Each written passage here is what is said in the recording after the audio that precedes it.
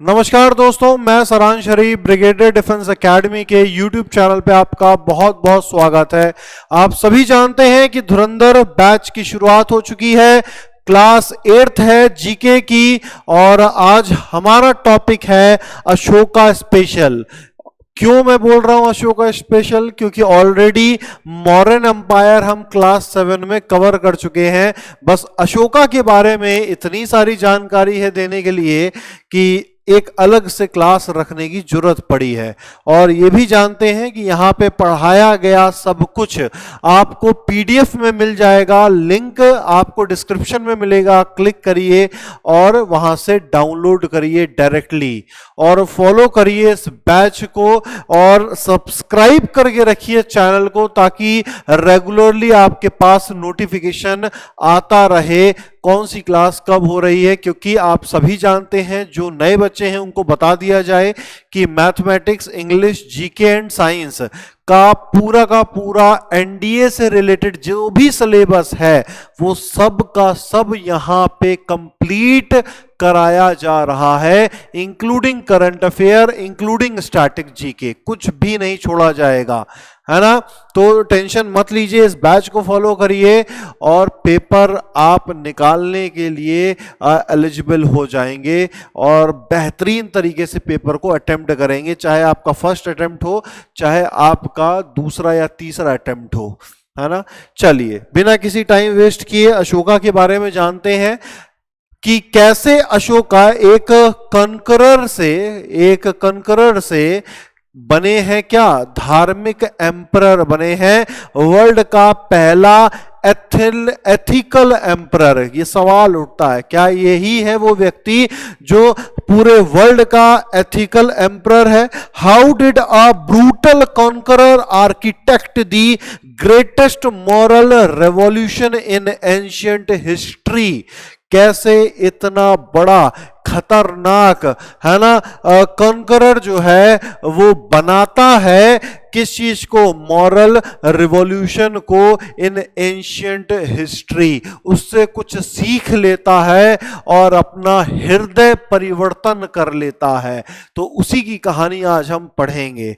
Already last class में अगर याद आ रहा हो आपको, तो हमने डिस्कस किया था कि शुरुआत हुई थी मौर्य काल की चंद्रगुप्त मौर्य से, है ना। चंद्रगुप्त मौर्य से सारी जानकारी इनके बारे में हमने पढ़ी थी।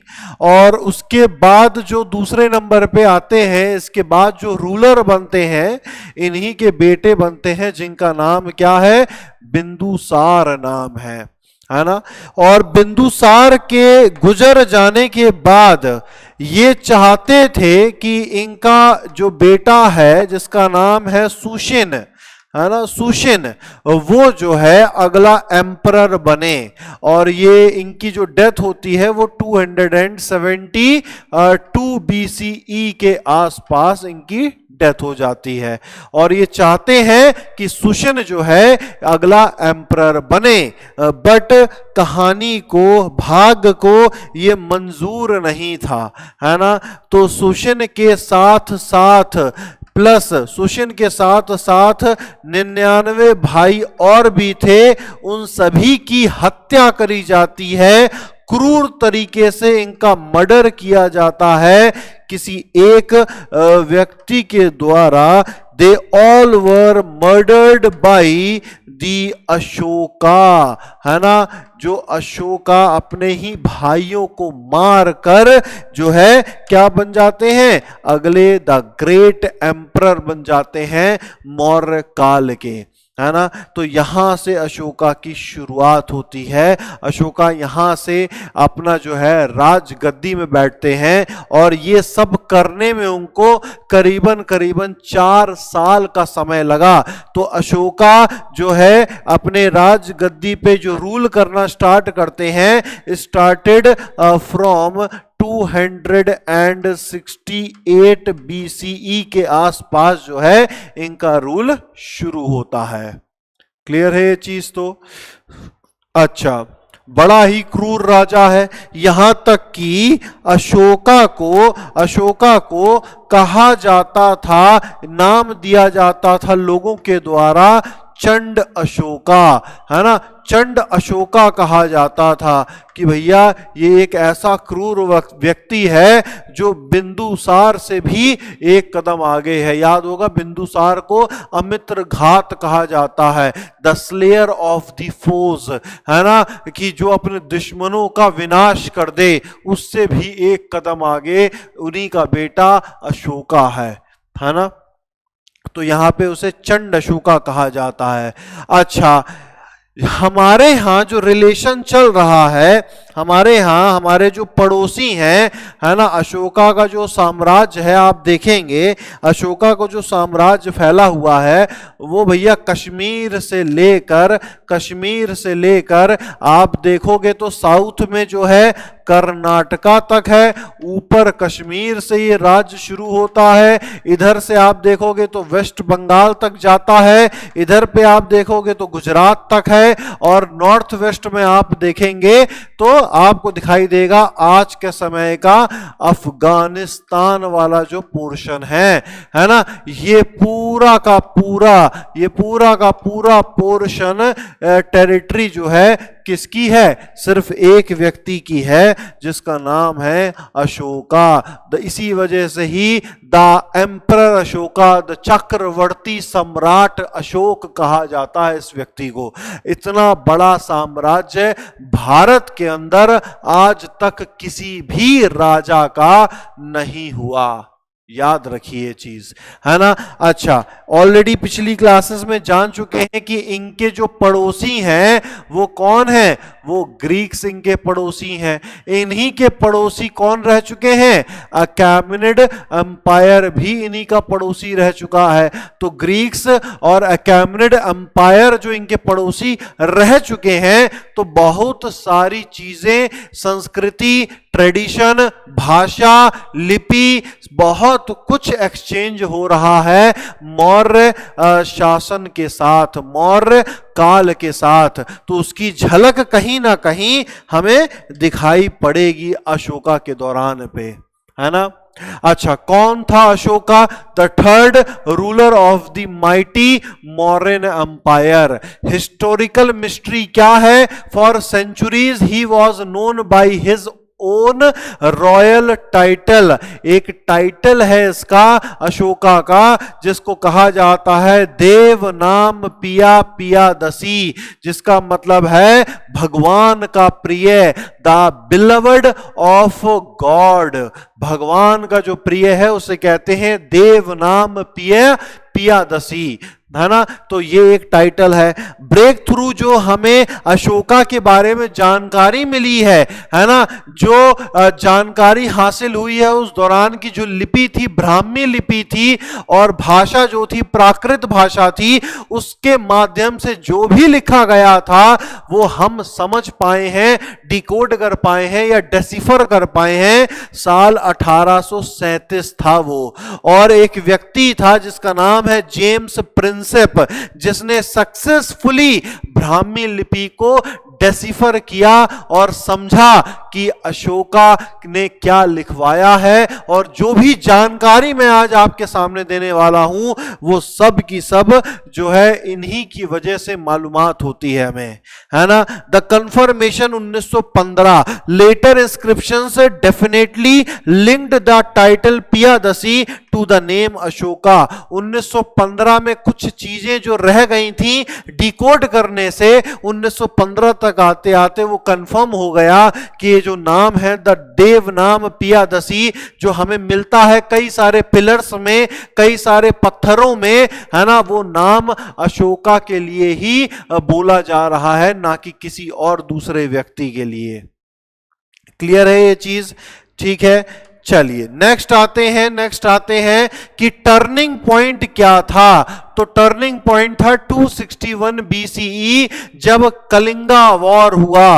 अशोका का मैंने बताया क्या था, ये पूरा साम्राज्य जो है अशोका का है। लेकिन याद होगा चंद्रगुप्त मौर्य और साथ में जो धनानंद था, नंदा डायनेस्टी के साथ जो लड़ाई थी, उस दौरान पे मैंने आपको बताया था कलिंग जो आज के समय का उड़ीसा है, इसने अपने आप को आजाद घोषित कर लिया था, इंडिपेंडेंट घोषित कर लिया था।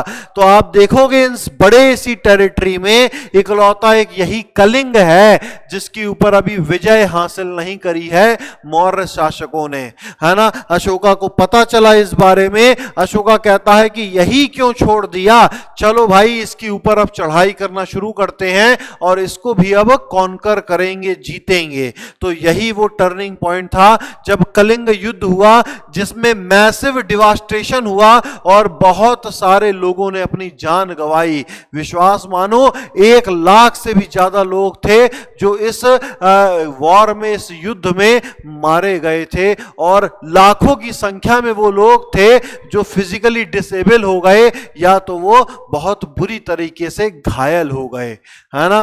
तो कन्फेशन जो है, इसकी जो जानकारी हमें मिलती है वो अशोका के ही कुछ पत्थरों से, शिलालेखों से मिलती है ना। यहां पे इतना खून खराबा देखकर अशोका का जो है हृदय परिवर्तन हो गया, है ना। अशोका का जो हृदय जो है पसीज गया एकदम। बड़ा दुख हुआ अशोका को कि मेरी लड़ाई की वजह से, मेरे ईगो की वजह से जो है इतने सारे लोगों ने जो है जान गंवा दी, है ना।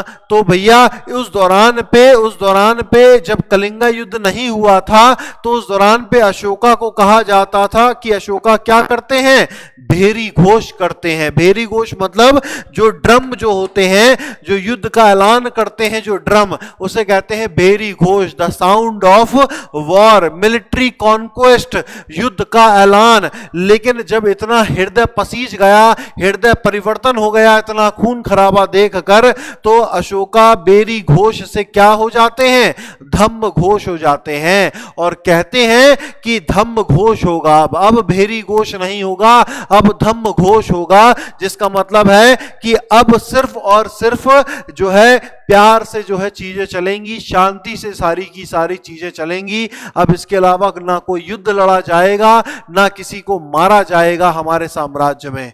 तो यहां पे बेरी घोष से धम्म घोष जो है यहां पे बन जाते हैं अशोका।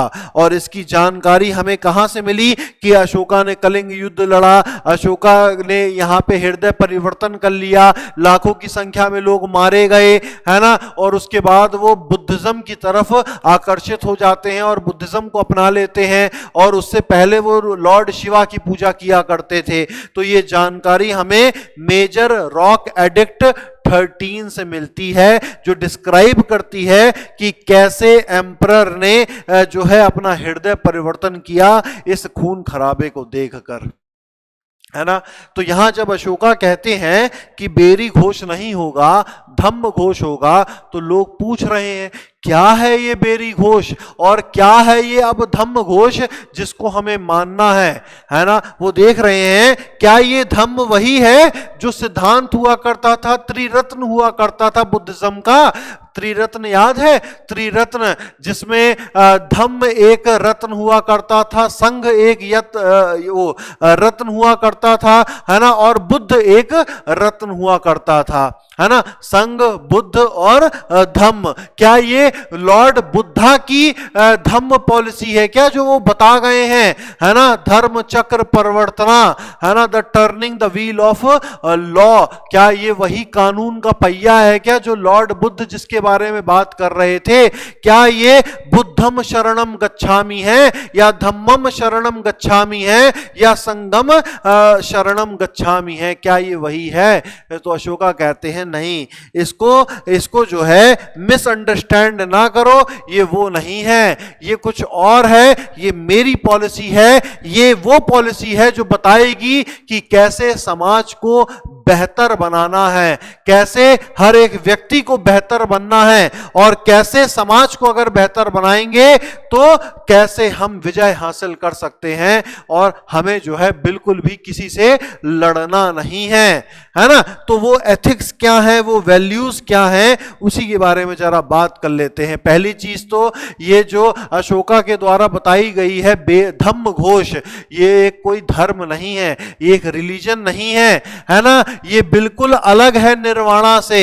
याद होगा गौतम बुद्ध ने बताया था 8 फोल्ड पाथ, अष्टांगिका मार्ग, धम्म पॉलिसी, है ना। निर्वाणा मोक्ष अगर आपको पाना है तो भैया आपको जो है क्या करना पड़ेगा, अष्टांगिका मार्ग अपनाना पड़ेगा। लेकिन अशोका की जो पॉलिसी है वो क्या कहती है, अशोका की पॉलिसी कह रही है कि अगर आपको स्वर्ग में जाना है, मोक्ष पाना है, तो आपको अपना व्यवहार जो है बढ़िया करना पड़ेगा।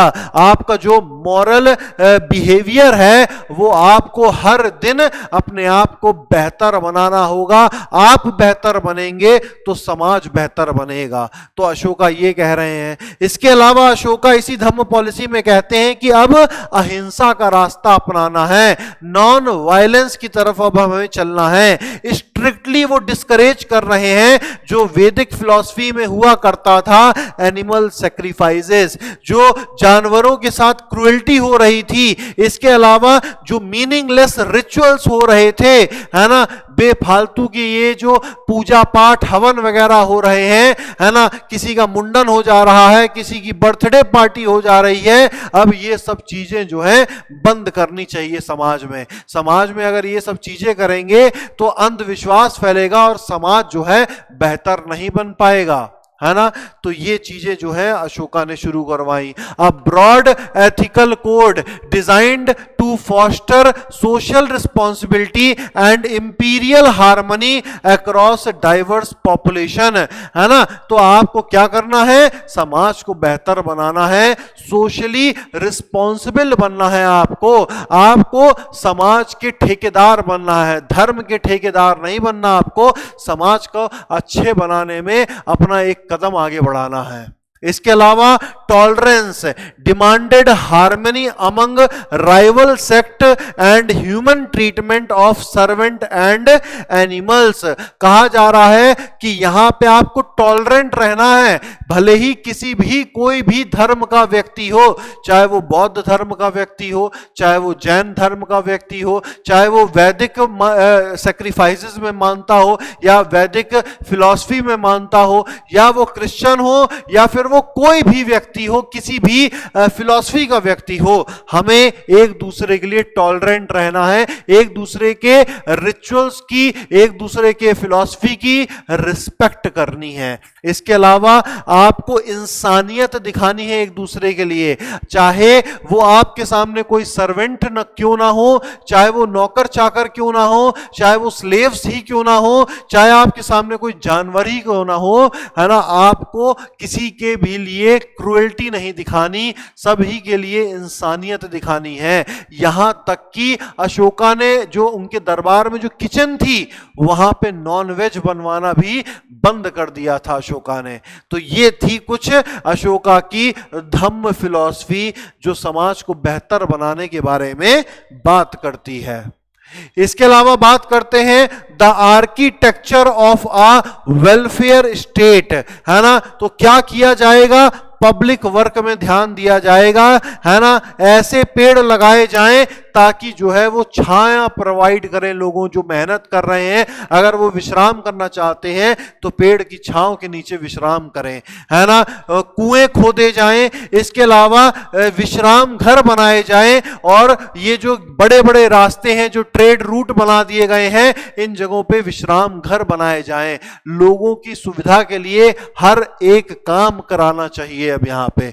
इसके अलावा यूनिवर्सल मेडिकल केयर खोला जाए, ये जो है कुछ मेडिकल फैसिलिटीज बनाई जाएं इंसानों के लिए भी और जानवरों के लिए भी, explicitly detailed in major rock edict second. ये जानकारी वहां से मिलती है कि एक यूनिवर्सल मेडिकल फैसिलिटी सेंटर खोला जाना चाहिए जहां पे इंसान भी अपना इलाज कराएं, और अगर कोई जानवर घायल हो गया है तो उसका भी इलाज जो है हॉस्पिटल में कराया जाना चाहिए।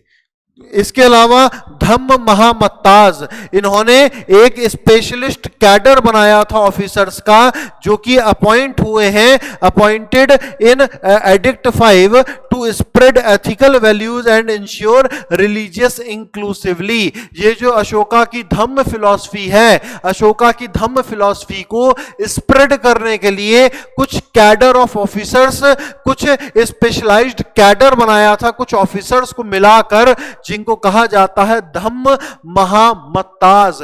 ये वो लोग हैं जो अशोका की धम्म पॉलिसी को स्प्रेड करने के लिए काम आएंगे। इसके अलावा धम्म यात्राज जो है निकाली जानी चाहिए। यहां पे रिप्लेस किया रॉयल हंटिंग ट्रिप्स को with direct and administrative tours to interact with rural subject. पहले क्या होता था, राजा जो है ट्रिप में निकलते थे, घूमने निकलते थे, वो भी हंटिंग करने के लिए, कि किसी चीते को मार दिया, किसी हाथी को मार दिया, है ना, तो वो अपनी कला दिखाकर हंटिंग किया करते थे, शिकार किया करते थे। लेकिन अशोका ने इसको रोक दिया और कहा कि अब धम्म यात्रास निकाली जाएंगी, है ना, गांव गांव तक पहुंचा जाएगा, लोगों से बातचीत करी जाएगी, लोगों से पूछा जाएगा कि क्या दिक्कतें हैं, क्या परेशानियां हैं उनकी, और उनके परेशानियों को, उनके दुखों को जो है दूर करा जाएगा। याद होगा सप्तांग थ्योरी का पहला जो अंग था वो स्वामी था। स्वामी क्या है, स्वामी यहां पे पैटर्नल किंगशिप की तरह काम करेगा, है ना, एक प्रजा जो है, प्रजा का माई बाप की तरह जो है यहां पे वो काम करेगा। ठीक है, इसके अलावा चलिए आ जाते हैं यहां पे the imperial megaphone understanding the addict, है ना। तो अशोका ने जो है कोशिश करी कि भैया लोग, सभी लोगों के पास जो है अपनी ये धम्म फिलॉसफी को समझाया जाए, क्योंकि बहुत बड़ी टेरिटरी है, कश्मीर से लेकर कर्नाटका तक, पश्चिम बंगाल से लेकर अफगानिस्तान तक, इतनी बड़ी टेरिटरी में इतनी बड़ी जनसंख्या को अगर जो है अपनी धम्म फिलॉसफी समझानी है तो उसके लिए कुछ तो जुगाड़ करना पड़ेगा। तो अशोका ने क्या करना शुरू कर दिया, अशोका ने रॉक एडिक्ट बनाना शुरू कर दिए, है ना, carved permanently into public rocks and boulders, है ना। आप किसी हाईवे में गुजर रहे हैं, वहां एक बड़ी चट्टान सी पड़ी हुई है, उस चट्टान के ऊपर जो है कुछ लिखवा दिया कि अशोका की धम्म फिलॉसफी ये कहती है, अशोका की फिलॉसफी ये कहती है, अशोका कहते हैं कि अब जो है किसी जानवरों की हत्या नहीं करी जाएगी, नॉन वायलेंस के रास्ते में चला जाएगा। तो ये सब लिखवा दिया ताकि लोग पढ़ें और समझें और अपने जीवन में उतारें उन चीजों को। रॉक्स बनवा दिए तो भैया शान थोड़ी कम हो रही है राजा की, है ना, लग नहीं रहा कि ये चक्रवर्ती सम्राट ने पत्थर के ऊपर जो है ऐसा कुछ लिखवा दिया, तो अब कुछ और बढ़िया होगा। जैसे कि उन्होंने क्या बनवाना शुरू कर दिए, पिलर बनवाना शुरू कर दिए, और ये पिलर जो थे ये एक टावर के रूप में थे, मोनोलिथिक पिलर थे। मोनोलिथिक मतलब होता है सिंगल स्टोन पिलर, एक ही पत्थर है, ऐसा नहीं एक पिलर बनवाया है उसके ऊपर एक के ऊपर एक के ऊपर एक पत्थर अलग अलग ज्वाइन कर दिए, नहीं, मोनोलिथिक पिलर है। और सैंडस्टोन, बलुआ पत्थर कहते हैं इसे, है ना, तो सैंडस्टोन पत्थर का इस्तेमाल करके मोनोलिथिक जो है पिलर्स जो है बनवाए गए हैं। और ये कहां बन रहे थे, ये बनारस में बनते हैं ये सैंडस्टोन के पत्थर। तो याद रखिएगा बहुत ज्यादा जो पिलर्स बनवाए गए हैं सैंडस्टोन के, वो ज्यादातर जो है काशी में बनवाए गए हैं। ठीक है, इसके अलावा कुछ गुफाएं भी थी, तो उन गुफाओं में भी कुछ डायरेक्ट मैसेज जो है मास कम्युनिकेशन टूल बनवाया टू बाईपास रीजनल गवर्न, है ना। तो कह सकते हैं कि गुफाओं के अंदर भी कुछ जो है फलाना ढिकाना जो है इन्होंने अपनी धम्म फिलॉसफी को लिखवा दिया, है ना। तो इन्होंने अपनी धम्म फिलॉसफी को लिखवाने के लिए तीन चीजों का इस्तेमाल किया, रॉक का इस्तेमाल किया, पिलर्स बनवाए और इंस्क्रिप्शन लिखवाया, कहां पे, गुफाओं में, केव्स में, है ना। अच्छा, पूछा जा सकता है कौन सी लिपि में ये लिखवाए गए हैं, तो याद रखिए भैया ये दो लिपियों में लिखवाए गए हैं। एक लिपि ब्राह्मी लिपि, जो कि प्राइमरली आप देखोगे तो पूरे भारत में वो ब्राह्मी लिपि फॉलो हो रही है, और लिखवाया गया है खरोष्ठी लिपि में, क्योंकि खरोष्ठी लिपि क्या है, खरोष्ठी कहां चल रहा है, खरोष्ठी बेटा चल रहा है, खरोष्ठी चल रहा है कहां पे? नॉर्थ वेस्टर्न इंडिया में,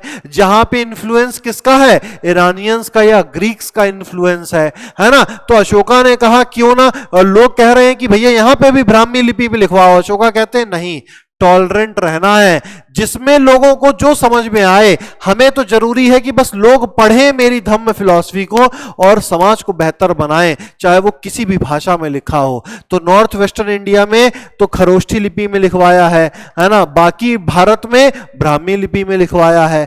कौन सी भाषा इस्तेमाल हुई है? तो ब्राह्मी लिपि इस्तेमाल हुई है और प्राकृत भाषा में लिखवाया है, और खरोष्ठी लिपि इस्तेमाल हुई है और ग्रीक या फिर आरामाइक भाषा में जो है लिखवाया है, ताकि लोग आसानी से उसको समझ पाएं। ठीक है, अच्छा आगे आ जाते हैं। चलो ये तो आपको क्लियर है कि जो लिपि लिखवाई गई हैं वो कौन कौन सी हैं, है ना। द ज्योग्राफी ऑफ धम्म, है ना, कहां कहां पे ये जो है हमें इस तरह की चीजें मिली हैं। तो की सिंथेसिस क्या है? Distinguish between major rock edict, border region and pillar edict concentrated in the Gangetic plain. मैंने क्या बताया? मैंने आपको बताया यहां पे कि यहां पे हो क्या रहा है, पिलर्स जो हैं ये क्या हो रहे हैं? पिलर्स सैंडस्टोन पत्थर से बनाए जा रहे हैं, बलुआ पत्थर से बनाए जा रहे हैं, और बलुआ पत्थर जो है कहां बन रहा है? बनारस में बन रहा है। बनारस किस जगह आता है? गैंगटिक प्लेन की तरफ आता है। ये आप देखेंगे यहां पे गैंगटिक प्लेन है, मगध वाला, है ना, गैंगटिक प्लेन है भैया। यहीं पे प्रयागराज, बनारस, मिर्जापुर, जौनपुर, ये सब कुछ यहीं पे आ रहा है। बिहार, है ना, ये सब यहीं गैंगटिक प्लेन में आ रहा है।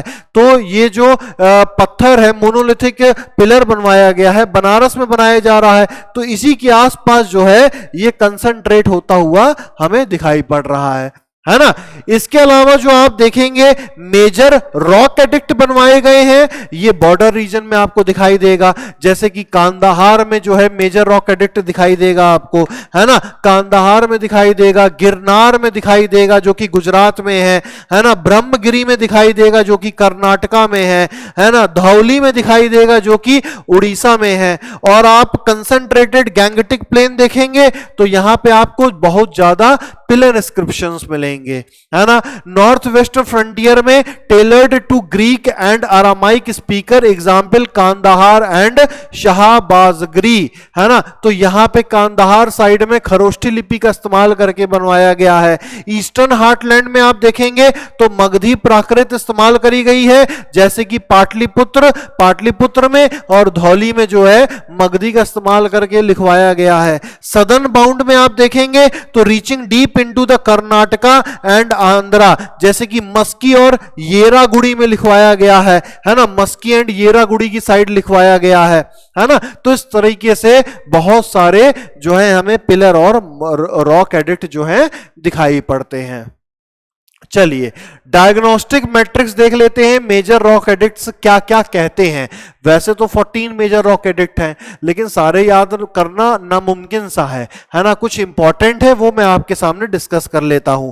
जैसे कि जो सबसे पहला आएगा एडिक्ट 1 आएगा, वो क्या कहता है? Addict 1 prohibit animal slaughter and festive killing, है ना। जो त्योहारों में, रीति रिवाजों में, कोई त्योहार है, पूजा पाठ है, उसमें जो एनिमल सेक्रीफाइस हो रहा है वो एकदम से क्या कर दिया? बैन कर दिया, है ना। एनिमल स्लॉटर जो है एकदम से बैन कर दिया।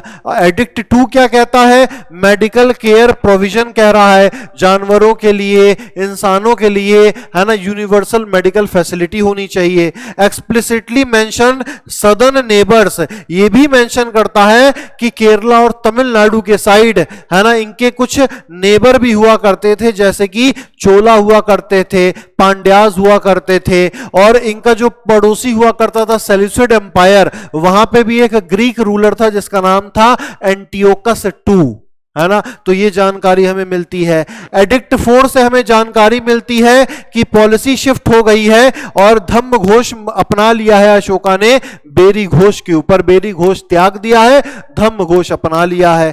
मेजर रॉक एडिक्ट 5 जो है ये कहता है अपॉइंट करता है धम्म महामत्रास को और एड्रेसेस करता है स्लेवरी को, है ना। तो स्लेवरी भी चलती थी उस दौरान पे, इसको भी बता रहा है और धम्म महामत्रास को भी बता रहा है कि ये वो लोग हैं जो धम्म पॉलिसी, अशोका की जो धम्म पॉलिसी है उसको स्प्रेड करने के लिए काम करते हैं। इसके अलावा मेजर रॉक एडिक्ट 13 है, ये लार्जेस्ट एडिक्ट है, याद रखिएगा 14 में से सबसे बड़ा जो एडिक्ट है वो मेजर रॉक एडिक्ट 13 है। और ये बताता है कलिंगा वॉर के बारे में और ये भी बताता है कि कैसे धम्म डिप्लोमेसी चल रही है with 5 Greek Kings and south Indian dynasties, कैसे धम्म पॉलिसी के साथ डिप्लोमेसी की तरह काम कर रहे हैं, है ना। किसके साथ? 5 ग्रीक किंग के साथ, जो सेल्यूसिड और एम्पायर के जो राजा हुआ करते थे उनके साथ, और साथ में साउथ इंडियन डायनेस्टीज के साथ, जो चोलाज और पांड्याज है उनके साथ क्या डिप्लोमेसी चलती है, वो मेजर रॉक एडिक्ट 13 से हमें जो है जानकारी मिली है। ठीक है।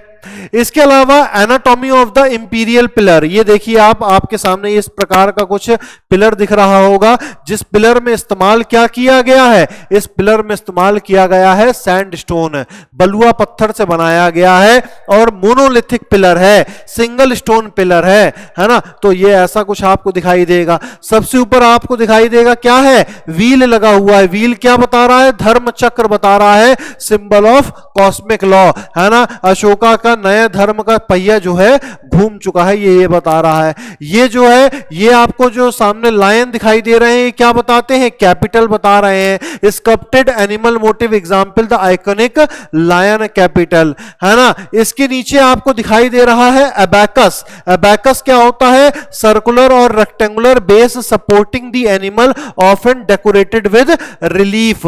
ये जो जानवर है, ये जो उसके ऊपर लायन रखा हुआ है, लायन जिसके ऊपर रखा गया है उसे क्या कह रहे हैं? उसे अबैकस कह रहे हैं। ठीक है। इसके अलावा इन्वर्टेड लोटस आप देख पा रहे होंगे, बेल शेप्ड वास आपको दिखाई दे रहा होगा, जिसे कहते हैं inverted lotus design showing Persian या अकैमरिड इन्फ्लुएंस। ये चीज जो है, ये जो आपको इन्वर्टेड लोटस का डिजाइन दिख रहा है इस मोनोलिथिक पिलर में, है ना, ये दिखाता है कि ये पर्शिया या अकैमरिड या ईरानियन की आर्ट है, ये है ना। तो उस तरह की आर्ट वहां पे बना करती थी। और ये क्या है? ये एक प्रकार का शाफ्ट है जो काफी ज्यादा पॉलिश है, टेपरिंग है और मोनोलिथिक बॉडी है, सिंगल स्टोन बॉडी है ये, है ना। मटेरियल जो इस्तेमाल हो रहा है मोनोलिथिक है, buff coloured hard sandstone coed with Chunar. Chunar एक पत्थर होता है, उसके ऊपर जो है ये लगाया गया है। इसके अलावा 7 मेजर पिलर एडिक्ट हैं, इंस्क्राइब किए गए हैं later in his reign. Edict 7 is the only found of the Delhi Topra pillar, है ना। दिल्ली के पास में जो पिलर मिलता है हमें, वही इकलौता पिलर है जहां पे हमें एडिक्ट 7 के बारे में जानकारी मिलती है। ठीक है। ये बहुत ज्यादा खास पॉइंट नहीं है ना। ये दोनों चीज ऑलरेडी हम बात कर चुके हैं, ये चीज आपको याद रखनी है। सबसे ऊपर व्हील है, उसके ऊपर लायन कैपिटल बताता है, जो लायन कैपिटल है ये रखा हुआ है अबैकस के ऊपर। उसके नीचे इन्वर्टेड लोटस का डिजाइन है ना, जो कि पर्शियन इन्फ्लुएंस दिखाता है और ये मोनोलिथिक है, सैंडस्टोन से बना है। ठीक है ना। चलिए आगे आ जाते हैं। माइनर रॉक एडिक्ट भी है यहाँ पे। माइनर रॉक एडिक्ट में क्या है? लोकेशन क्या है? 15 छोटी छोटी जगहों पे रखी गई हैं, है ना। Less prominent location, highly personal highlight हमें दिखने को मिलती है of his early conversion and commitment to dharma, जैसे कि अल्टीमेट नेम ड्रॉप हुआ है in almost all inscription, he is Devanampiya beloved of the god. यही ऑलमोस्ट कह रहा है, सारी की सारी इंस्क्रिप्शन में अशोका का नाम पिया नाम दसी मिला है हमें, है ना। The actual name of Ashoka appear in only 4 minor rock edict across the entire empire, है ना। सारी की सारी रॉक एडिक्ट जो हैं वहां पे हमें अशोका का नाम देव नाम पिया मिला है, लेकिन 4 ही ऐसी एडिक्ट हैं, 4 ही ऐसी जगह हैं जहां पे एक्चुअल नेम हमें पता चलता है कि ये अशोका ने लिखवाया है ना। वो कौन कौन सी है? मस्की पिलर है जो कि कर्नाटका में है, यहां पे अशोका का नाम लिखा हुआ है, ब्रह्मगिरी है जो कि कर्नाटका में है, नेतूर है जो कि आंध्र प्रदेश में है, और गुजरा है जो कि मध्य प्रदेश में है। बड़ा इंपॉर्टेंट है, यहां से क्वेश्चन बहुत आता है भाई, है ना। तो ये 4 साइट आपको याद रखनी है। इसके अलावा आ जाओ मेगा यील्ड इंस्क्रिप्शन। कौन कौन से इंस्क्रिप्शन है जो हमें कुछ इंपॉर्टेंट चीजें बताते हैं, जैसे कि लुम्बिनी पिलर है, या फिर आप रुमिंदी पिलर भी कह सकते हैं, जो बताता है कि बुद्धा की जो बर्थ प्लेस है वो क्या है, वो लुम्बिनी है ना। क्रूशली मेंशन्ड इकोनॉमिक पॉलिसी के बारे में मेंशन करता है, exemption of Bali religious tax, Lumbini में किसी भी प्रकार का कोई भी रिलीजियस टैक्स नहीं लिया जाता, ये भी मेंशन करता है। एंड रिडक्शन ऑफ भाग क्रॉप शेयर टू 1/8। वैसे आमतौर पे जो भाग लिया जाता था वो कितना लिया जाता था, 1/6 से लेकर 1/4 लिया जाता था, लेकिन लुम्बिनी के लिए क्या कर रखा है, क्योंकि ये गौतम बुद्ध का जो है जन्म स्थान है, इस वजह से यहां पे कितना कर रहे हैं, यहां पे 1/8 कर रहे हैं। यहां पे आप देखोगे तो 16% से लेकर 25% है, लेकिन यहां पे सिर्फ और सिर्फ कितना क्रॉप शेयर है, 12.5% लिया जा रहा है ना। तो ये जानकारी हमें लुम्बिनी पिलर से मिलती है। इसके अलावा कांदाहार बाइलिंगुअल रॉक भी है, जो कि 2 भाषाओं में लिखा गया है, ग्रीक और अरामाइक में लिखा गया है, और ये एब्सोल्यूट प्रूफ भी देता है diplomatic reach into the Hellenistic world. Hellenistic world मतलब ये वो वर्ल्ड, वो इन्फ्लुएंस, वो कल्चर जो ईरानियंस का है या ग्रीक्स का है, वो है हेलेनिस्टिक वर्ल्ड, है ना। तो ये बताता है कांदाहार की वो रॉक है जो जहां पे 2 भाषाओं में अशोका ने लिखवाया है, जो कि वो कौन सी है, ग्रीक और अरामाइक, और ये बताता है कि किस प्रकार से और क्या रिलेशन अशोका के इन हेलेनिस्टिक वर्ल्ड के साथ हुआ करते थे। इसके अलावा एक सन्नाटी पिलर भी है कर्नाटका का, है ना, एकलौता साइट है 14 मेजर रॉक एडिक्ट में, सॉरी सन्नाटी क्या है, पिलर नहीं, मेजर रॉक एडिक्ट है ना, इकलौता ऐसा रॉक एडिक्ट है ना, जहां पे आपको दिखता है यूनिक कलिंगा एडिक्ट भी दिखते हैं। ठीक है, आई होप यहां तक आपको क्लियर है। The Girnar rock inscription mention the famous Sudarshan lake, बहुत इंपॉर्टेंट है ना। जो गिरनार का रॉक इंस्क्रिप्शन है बड़ा इंपॉर्टेंट है भैया, याद कर लेना। गिरनार रॉक इंस्क्रिप्शन कहां पे है भैया, आपको बता दिया जाए, गुजरात में है, और ये इंस्क्रिप्शन बताता है सुदर्शन लेक के बारे में, है ना। एक लेक है सुदर्शन लेक, आर्टिफिशियल लेक है, जिसका निर्माण किसने करवाया था, जिसका निर्माण करवाया था चंद्रगुप्ता के गवर्नर पुष्यगुप्ता ने, है ना, अशोका ने नहीं। ध्यान रखिएगा यहां पे किसने निर्माण करवाया था, चंद्रगुप्ता के गवर्नर थे उस दौरान पे गुजरात साइड के, है ना, जिसका नाम था पुष्यगुप्ता, है ना। तो उन्होंने जो है गिरनार में सुदर्शन लेक का निर्माण करवाया था चंद्रगुप्त मौर्य के कहने पर। ठीक है, अगला आ जाइए, Ashoka the spread of Buddhism, है ना। अशोका ने बुद्धिज्म अपना लिया है और उसको स्प्रेड भी इन्होंने किया है। तो पाटलिपुत्र से सेंट्रल एशिया भी स्प्रेड हुआ है, और पाटलिपुत्र से हमें देखने को मिला श्रीलंका के साइड भी जो है स्प्रेड होता हुआ दिखाई दिया है ना। इन्होंने बोध गया भी ये गए हैं, पहली धम्म यात्रा इन्होंने करी है बोध गया में, है ना, और doubled the height of the Kanaka Muni Buddha stupa in Nepal. Nigali Sagar pillar, Nigali Sagar pillar बताता है, जो कि नेपाल में स्थित है, कि कनका मुनि बुद्धा स्तूप बना हुआ था, है ना, कहां पे, निगाली सागर की तरफ जो है नेपाल में कनका मुनि बुद्धा स्तूप बना हुआ था, जो हाइट उसकी हुआ करती थी उसकी डबल हाइट करवा दी थी अशोका ने, है ना। इसके अलावा ये बोध गया भी गए हैं, और धम्म यात्रा भी इन्होंने पहली बार करी थी वहीं पे जाकर, है ना। तो ये निगाली सागर पिलर जो है, इससे जानकारी हमें मिलती है। इसके अलावा ये जो है रॉयल मिशनरीज भी भेजते हैं, इंक्लूडिंग हिज ओन सन, अपने बेटे तक को इन्होंने भेजा था, जिसका नाम था महिंदा, और इनकी बेटी थी जिनका नाम था संघमित्रा, और इन्होंने अपने बेटे और बेटी को श्रीलंका भेजा था, सेंट्रल एशिया भेजा था, ताकि बुद्धिज्म को जो है बड़े लेवल पे क्या कर सके, स्प्रेड किया जा सके। ठीक है, फॉर्मली कन्वर्टेड टू बुद्धिज्म रफली 2.5 year after becoming emperor, detailed इन माइनर रॉक एडिक्ट 1। ये जानकारी हमें मिलती है कि ये बुद्धिज्म को अपना लेते हैं करीबन जब ये थ्रोन में आते हैं उसके 2.5 सालों बाद, है ना, बहुत खास इंपॉर्टेंट नहीं है। इसके अलावा संघ यूनिटी के बारे में हमें जानकारी मिलती है माइनर रॉक एडिक्ट 3 से, जो कि बताता है कि ये संघ को कितना ग्रीट करते हैं और रिकमेंड करते हैं स्पेसिफिक बुद्धिस्ट टेक्स्ट। इन्हीं के दौरान पे अभिधम्म पिटाका भी कंपाइल करी गई थी।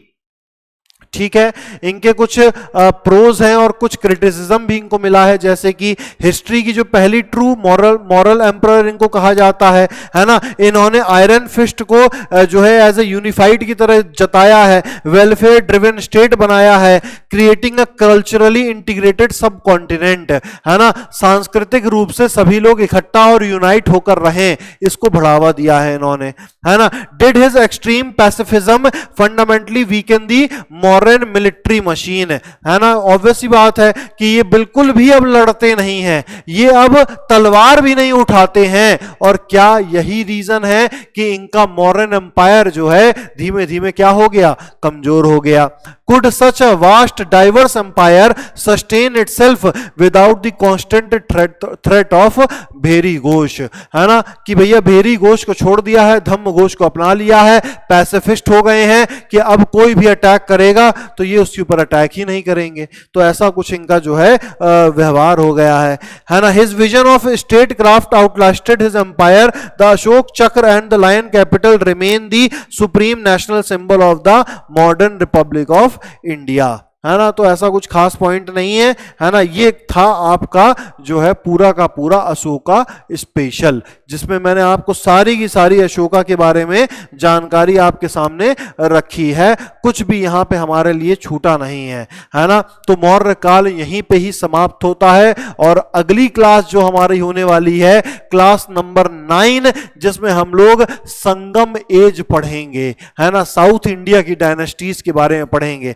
तो 2-3-4 क्लास और रह गई हैं, एंशिएंट हिस्ट्री हमारी एकदम समाप्त हो जाएगी और हम लोग आगे बढ़ेंगे मेडिवल इंडिया की तरफ। ठीक है, तो मेरे ख्याल से आपको यहां तक आज की क्लास तक कोई डाउट नहीं है, अगर है भी तो कमेंट सेक्शन में ड्रॉप करिए, है ना, अपना कोई भी डाउट, वहां पे आपको उसका जवाब मिल जाएगा। इसका जो भी पीडीएफ है वो डाउनलोड करना चाहते हैं, डिस्क्रिप्शन खोलिए, लिंक मिलेगा, वहां से डायरेक्ट डाउनलोड करिए।